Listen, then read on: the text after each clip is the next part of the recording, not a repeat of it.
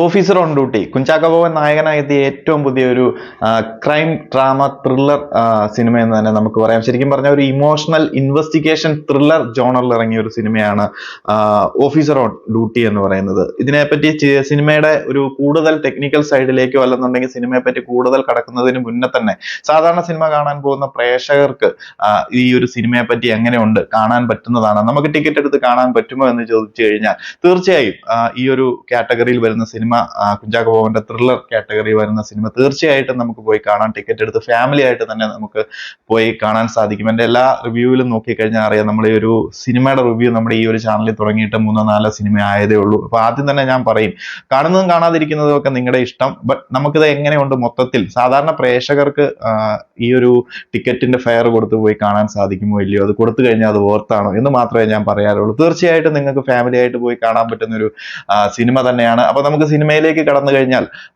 തന്റെ ആദ്യ സിനിമ തന്നെ ജിത്തു അഷ്റഫിന്റെ സംവിധാനത്തിലെത്തുന്ന ഓഫീസർ ഓൺ ഡ്യൂട്ടി തന്റെ ആദ്യ സിനിമയാണ്, ആദ്യ സംവിധാനമാണ്. മികച്ച രീതിയിൽ തന്നെ ആവിഷ്കരിക്കാൻ ജിത്തു അഷ്റഫിന് സാധിച്ചിട്ടുണ്ട്. ഷാഹിർ കബീറിന്റെ തിരക്കഥയാണ് ഈ ഒരു സിനിമയുടെ പിന്നണിയിൽ, അല്ലെങ്കിൽ ഈ ഒരു സിനിമയുടെ കരുത്ത് എന്ന് തന്നെ നമുക്ക് പറയാം. ഷാഹിർ കബീർ എന്ന് പറയുമ്പോൾ നായാട്ട്, ഇലവീഴ, പൂഞ്ചിറ, അതുപോലെ തന്നെ ഇരട്ട എന്നീ സിനിമകളുടെ ഒക്കെ തിരക്കഥ ഉണ്ടാക്കിയ വ്യക്തിയാണ്. പുള്ളിയുടെ തിരക്കഥ എന്ന് പറയുമ്പോൾ തന്നെ അത്രയ്ക്കും കരുത്തുറ്റ ഒരു തിരക്കഥ തന്നെയായിരിക്കും. അപ്പോൾ ആ ഒരു തിരക്കഥയ്ക്ക് ഒരു രീതിയിലുള്ള കോട്ടവും നഷ്ടപ്പെടാതെയാണ് ഈ ഒരു ഓഫീസർ ഓൺ ഡ്യൂട്ടി എന്ന് പറയുന്ന സിനിമ ജിത്തു അഷ്റഫ് സംവിധാനം ചെയ്തിരിക്കുന്നത്. സാധാരണ പുതിയൊരു സംവിധായകൻ എന്നൊക്കെ പറയുമ്പോൾ ഇത്രയ്ക്ക് സ്ട്രോങ് ആയിട്ടുള്ള ഒരു തിരക്കഥ എത്തുമ്പോൾ അതിനെ എത്രത്തോളം മനോഹരമാക്കാൻ പറ്റുമെന്നതിനെ പറ്റിയൊക്കെ എല്ലാ പ്രേക്ഷകർക്കും ഒരു സംശയമൊക്കെ ഉണ്ടാക്കും, ഇത്രയ്ക്കൊക്കെ സാധിക്കുമോ. എന്നാൽ ഒരു രീതിയിലും ആ ഒരു തിരക്കഥയ്ക്ക് എന്താ പറയുന്നത്, ചെറിയൊരു പോറൽ പോലും ഏൽപ്പിക്കാതെയാണ് ഈ ഒരു സിനിമ പ്രേക്ഷകരുടെ മുന്നിലേക്ക് എത്തിക്കാൻ ജിത്തു അഷ്റഫിന് സാധിച്ചിരിക്കുന്നത്. അപ്പൊ കുഞ്ചാക്കോ ബോബൻ, അഞ്ചാം പാതിര, നായാട്ട് എന്നീ ക്രൈം ത്രില്ലർ സിനിമകൾക്ക് ശേഷം എത്തുന്ന ഒരു ത്രില്ലർ മൂവി കൂടിയാണ് നമ്മുടെ ഈ ഓഫീസർ ഓൺ ഡ്യൂട്ടി എന്ന് പറയുന്നത്. അപ്പം ഈ ഒരു സിനിമയിൽ പോലീസ് ഓഫീസർ ആയിട്ടുള്ള നായകൻ ആണ് നമ്മുടെ കുഞ്ചാക്കോ ബോബൻ. അപ്പൊ ഡ്യൂട്ടിക്കിടയിൽ തന്റേതായിട്ടുള്ള അമിതാവേശത്തിൽ തരം താഴ്ത്തപ്പെടുകയും സ്വന്തം റാങ്കിൽ നിന്ന് തരം താഴ്ത്തപ്പെട്ട് ലോവർ റാങ്കിലേക്ക് പോകുന്നതും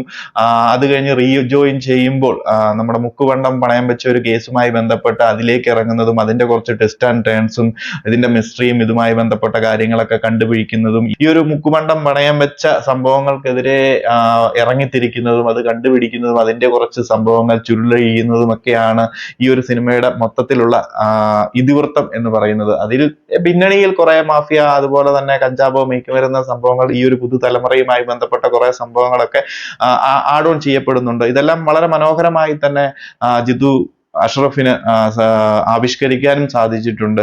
അപ്പൊ ഈ ഒരു ക്രൈം ത്രില്ലർ സിനിമ എന്ന് പറയുമ്പോൾ ഫാമിലിയെ കൂടി ആസ്പദമാക്കി മുന്നോട്ട് പോകുന്ന ഒരു സിനിമയാണ്. അപ്പൊ ഫാമിലിയിൽ ഉണ്ടാകുന്ന കുറച്ച് ഇമോഷണൽ ഡ്രാമ കൂടി ഉൾപ്പെടുത്തുന്നുണ്ട്. അപ്പൊ കുഞ്ചാക്കോ ബോബന്റെ ഭാര്യയായിട്ടുണ്ടെന്നുണ്ടെങ്കിൽ വരുന്നത് നമ്മുടെ പ്രിയാമണിയാണ്. പ്രിയാമണി മലയാളത്തിൽ ഇപ്പോൾ പല സിനിമകളിലും കണ്ടുവരുന്നുണ്ട്. മലയാളത്തിലേക്ക് തിരിച്ചുവരവ് എന്ന് തന്നെ പറയാം. മികച്ച രീതിയിൽ പ്രിയാമണിക്ക് കൊടുത്ത റോളാണെന്നുണ്ടെങ്കിലും കൈകാര്യം ചെയ്തിട്ടുണ്ട്.